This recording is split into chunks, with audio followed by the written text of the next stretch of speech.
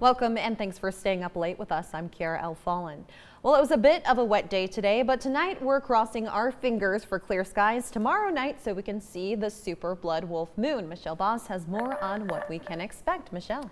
Not looking really good as far as visibility is concerned for tomorrow evening. We are going to see some rain and snow move in tomorrow during the day.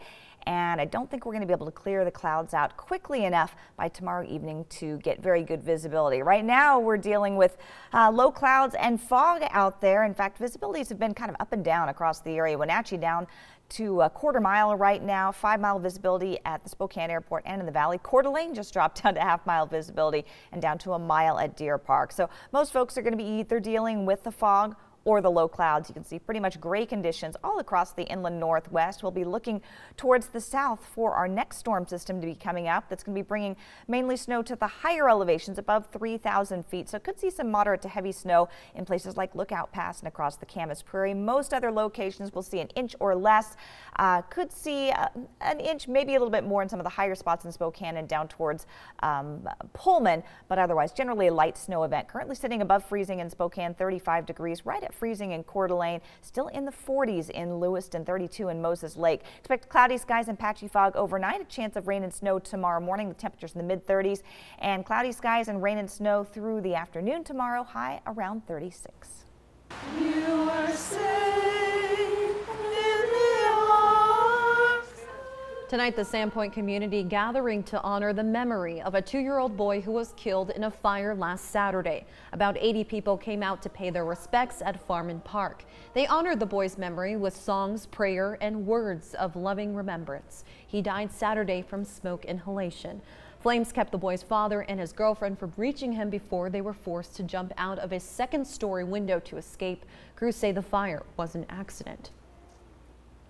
All across the country, women gathered for the 3rd annual Women's March. The march was created as a form of protest shortly after President Trump was elected. Spokane's own version of the march saw a pretty significant turnout. KREM 2's Casey Decker has more on that protest. 2019 Spokane edition of the Women's March began in the Convention Center. It started with an organized rally. There were a number of activist tables and a handful of speakers as well. Speeches covered self-confidence, the lives of immigrants, and the role men play in feminism. At one point, all the men at the rally were called up to the stage. Ensure that equality happens now. There is no other choice. After the rally, it was time to march.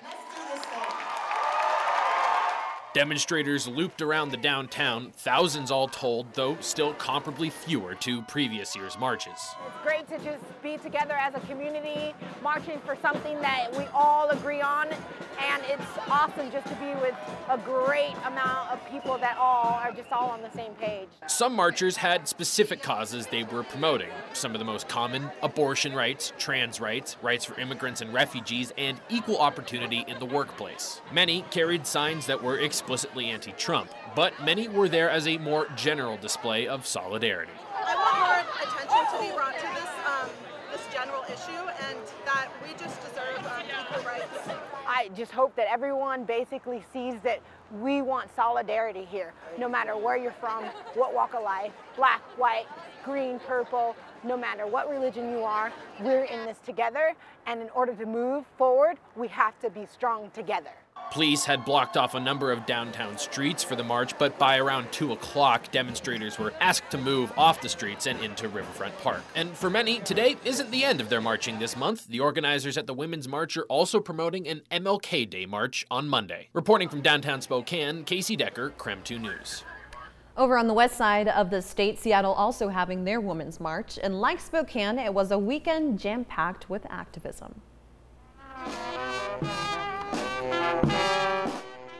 Organizers holding a traditional rally, workshops, and training sessions designed to energize and activate future leaders. The rally starting in Cal Anderson Park, where community activists, spiritual leaders, and a poet spoke during the rally. Organizers predicted nearly 80,000 people would attend the rally and the march this year.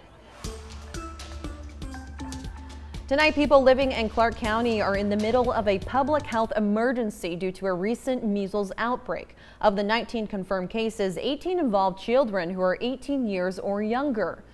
18 years old or younger. 16 of the 19 people with measles were unvaccinated, according to Clark County Public Health. Staff members say one child remains in the hospital tonight. Measles is so contagious that you can be in a room, if you're susceptible, you can be in a room 2 hours after somebody with measles left and still get the disease. The county is requiring students and staff who do not have documented immunity to measles to stay away from schools identified as possible exposure sites. Staff members say anyone who was exposed or believes they have symptoms should call their healthcare provider before going in for a visit.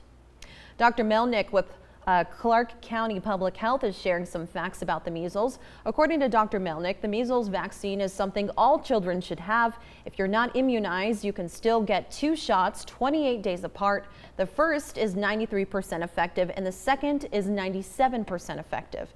Measles is spread mostly through coughing and sneezing. It starts with a runny nose, cough, or pink eye and eventually develops into a rash. There is no treatment and the measles virus can be deadly.